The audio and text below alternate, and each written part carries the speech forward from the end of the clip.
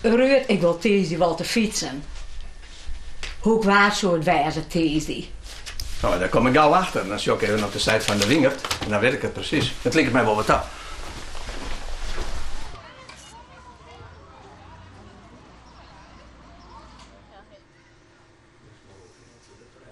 Oh, maar dat lijkt goed. Oh, jongen. Zullen we eens even hoor.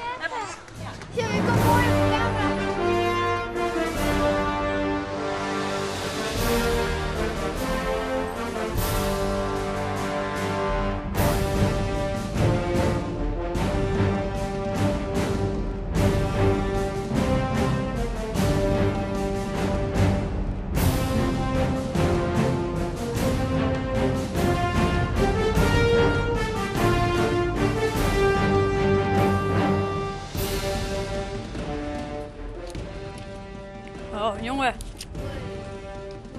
En, hoe zit het water voor 10 uur? Wat willen we in? Windkracht 4. 5?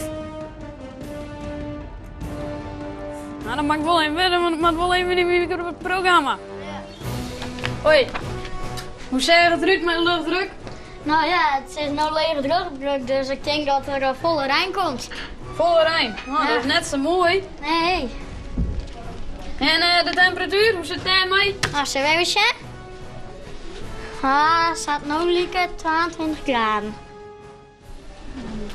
Ah, Wilco. Hoi.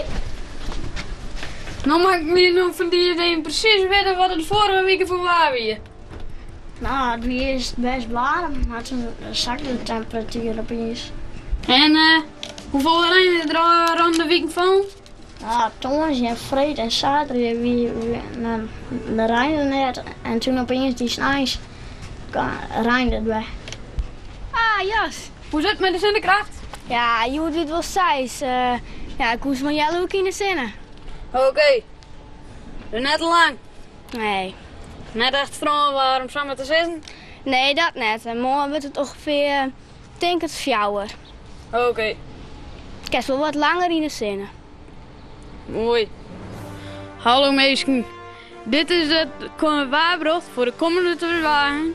Tijdje hebben we een mooie zonnige dag met 24 graden en windkracht 2. Maar je wordt het iets kouder, 13 graden, maar je volle kans op Rijn, dus neem de paraplu mee.